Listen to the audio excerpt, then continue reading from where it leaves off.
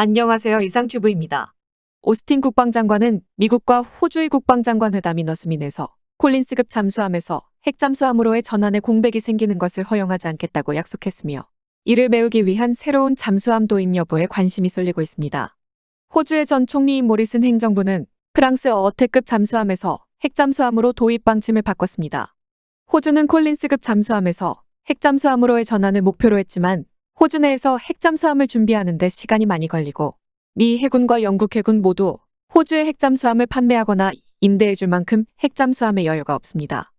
따라서 미국과 영국은 호주용 핵잠수함을 새롭게 건조할 여유가 없다는 점이 점점 확실해지고 있어서 콜린스급 잠수함에서 핵잠수함으로 바로 넘어가는 것은 무모하다라는 비판을 받아왔습니다. 이런 상황에서 지난 5월에는 호주 총선에서 노동당이 승리했으며 앨버니지 행정부는 2012년에 수립된 국방전략이 중국군의 급속한 대두나 대만 해협의 군사적 대립을 다루지 못하고 있다며 국방전략에 대한 재검토를 지시했습니다. 또한 미국과 영국 중 어느 쪽에서 핵잠수함을 도입할지와 콜린스급 잠수함에서 핵잠수함으로 직행하는 스케줄로 갈지 아니면 콜린스급 잠수함에서 디젤 잠수함을 거친 후에 핵잠수함으로 갈지에 대해서도 2023년에 발표하겠다고 밝혔습니다. 따라서 이미 프랑스와 한국이 호주의 디젤 잠수함 판매에 들어간 상태입니다. 지난 7월에 호주의 주한대사 및 국방부 고위 관계자들과 호주의 국방부 관계자들이 회담을 가졌습니다. 미국 디펜스 미디어의 설명에 따르면 이 자리에서 한국 측 관계자들은 레드백과 KF-21 및 잠수함과 저궤도 통신 시스템 고속열차 판매 등을 논의했다고 보도했습니다. 한국 측은 도산 안창호 잠수함이 AIP 기관과 디젤 엔진의 조합으로 기존 디젤 잠수함보다 장거리 항행이 가능한 점과 수중 발사식 탄도미사일을 탑재하고 있는 점, 그리고 승무원들의 사기를 유지하기 위해 거주성이 뛰어난 점 등을 어필한 것으로 알려졌습니다. 미국의 방위산업 전문 매체들은 오스틴 국방장관이 콜린스급 잠수함에서 핵잠수함으로의 전환의 공백이 생기는 것을 허용하지 않겠다고 말한 배경이 확실하지 않다라고 지적한 뒤 이러한 발언은 재래식 디젤 잠수함을 판매하려는 국가들에게는 환영받지 못할 것이라고 지적했습니다. 그러나 미 의회에서는 미 정부가 미 해군의 핵잠수함을 호주에 판매하지 않을까 경계하고 있으며 하원 군사위원회의 시파워 전력투 사소위원회 롭 위트먼 의원은 호주가 독자적으로 핵잠수함을 건조할 수 있을 때까지 미국이 로스앤젤레스급이나 버지니아급을 제공하면 된다는 얘기도 있지만 미국의 핵잠수함 건조에 여유가 없기 때문에 절대 있을 수 없다고 주장하고 있습니다. 미국의 위트먼 의원은 호주가 원자력 잠수함을 빨리 확보하려면 전통적 주권에 기반한 사고방식을 버리고 창조적 접근이 필요하다는 말도 했고 새롭게 건조하는 버지니아급을 미 해군과 호주 해군의 요구에 모두 대응한 사양으로 변경해 양국의 이중지휘 아래 운용해야 한다고 제안하고 있습니다. 하지만 서로 다른 주권국가가 같은 군함을 이중지휘하게 된다면 관할권과 작전권 등 법적 문제에 직면하기 때문에 미국의 방위산업 매체들은 위트먼 의원들의 제안에 회의적입니다.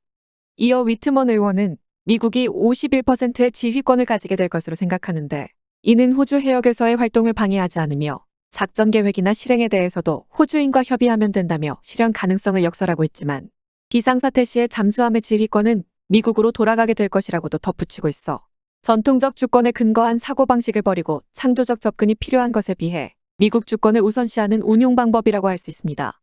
위트먼 의원이 발언한 미국과 호주 혼성 잠수함의 개조 비용이나 운용 비용을 부담해야 하는 호주 입장에서는 긴급 사태 시에 미국은 호주가 내린 결단을 확실히 실행에 옮길지를 의심스러워하기 때문에 안전보장상의 관점에서 말하면 비상사태 시의 잠수함의 지휘권은 미국으로 돌아가게 될 것이라는 관점을 호주는 절대로 납득하지 않을 것입니다. 만약 호주가 바로 핵잠수함을 도입하지 않고 디젤 잠수함 도입을 단행한다면 프랑스와 한국의 싸움이 될 것이고 호주 해군은 미국의 전투지휘 시스템인 ANBY 지원과 마크 48의 통합이 절대적으로 필요하므로 미국은 디젤 잠수함 도입에서는 협력할 의사를 나타낼 수 있지만 프랑스의 어택급 잠수함에서 나타났던 문제가 다시 제기될 수 있습니다. 프랑스와의 계약을 파기하기 전 호주의 어택급 잠수함에 탑재되는 전투 시스템은 미국의 제너럴 다이나믹스가 개발한 ANBY 지원으로 이는 미국 해군의 로스앤젤레스급과 시울프급 및 버지니아급과 호주 해군의 콜린스급 잠수함에 채택되어 사용되고 있습니다. 즉 호주 해군의 잠수함에는 모두 미국의 ANBY 지원 전투 시스템이 탑재되어 있어 어택급 잠수함에도 ANBY 지원을 탑재하여 기존의 잠수함들과 호환성을 높이려고 했습니다. 하지만 프랑스가 건조하는 잠수함에 미국의 시스템 및 무기를 통합한다는 것은 어려운 작업이며 당시 호주의 어택급 잠수함의 건조가 지연되었던 주된 이유이기도 합니다. 어택급 잠수함에도 ANBY 지원을 탑재한다는 것은 미국 무기의 데이터를 프랑스 기업에게 공개해야 한다는 것을 뜻하며 미국과 프랑스의 관계를 생각하면 이것이 간단한 프로세스가 아니라는 것을 쉽게 상상할 수 있을 것입니다. 실제로 미국은 어택급 잠수함에 통합되는 미국의 시스템과 무기의 데이터가 프랑스에서 러시아와 중국에 새는 것을 우려하고 있으며 미국은 자국의 시스템과 무기를 프랑스가 통합하지 않고 직접 호주에 제공하여 호주인의 손으로 통합하자는 제안을 했다라고 호주 언론이 보도하여 어택급 잠수함 건조 지연 원인이 미국산 전투 시스템에 있다라고 밝혔습니다. 따라서 프랑스가 제안한 디젤 잠수함에 미국산 전투 시스템을 탑재하는 것은 위험성이 높다라고 호주 측에서도 인지할 가능성이 높아 만약 우리나라가 이러한 상황을 인지하고 잘 대처한다면 호주가 디젤 잠수함 발주 시에 유리한 고지에 오를 수도 있을 것입니다. 두 번째 소식을 전해드리겠습니다. 베트남 최초의 국제무기 박람회가 지난 8일에 개막했다는 소식입니다.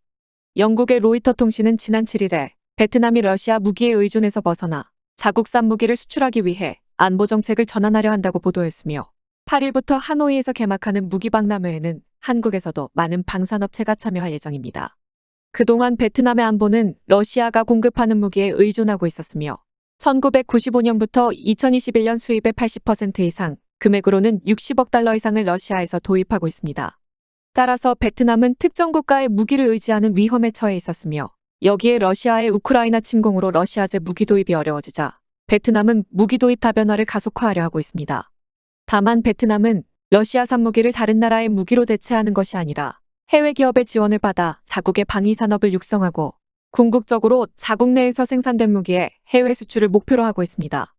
오는 8일부터 열리는 베트남 최초의 국제무기 박람회에는 전 세계 250여 개 기업이 참여할 예정이며 베트남 국방부는 자국 군용 및 수출용 장비를 생산하기 위해 도입 경로와 기술 소스를 다양화하는 데 도움이 될 것이라고 밝힌 것이 흥미롭습니다.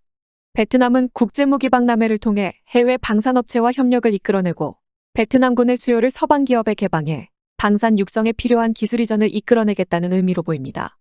덧붙여서 이번 베트남의 국제무기 박람회에는 로키드 마틴과 프랑스 넥스터와 같은 서방 기업과 기존의 베트남 무기 시장을 장악하고 있었던 러시아 기업 외에도 이스라엘과 호주 및 한국과 싱가포르, 인도와 말레이시아 및 인도네시아와 태국, 카자흐스탄과 아랍에미리트 및 남아프리카 공화국 등의 국가의 조직이나 기업도 참여하고 있습니다. 과연 베트남의 희망대로 국제무기 박람회를 통해 무기의 국산화를 이룰 수 있을지 주목해서 바라봐야 할 것입니다. 짧은 소식 하나를 더 전해드리겠습니다. 미국이 우크라이나에 제공한 하이마스는 에이테킴스 운용 능력을 없앤 다운그레이드형인 것으로 보도되고 있습니다.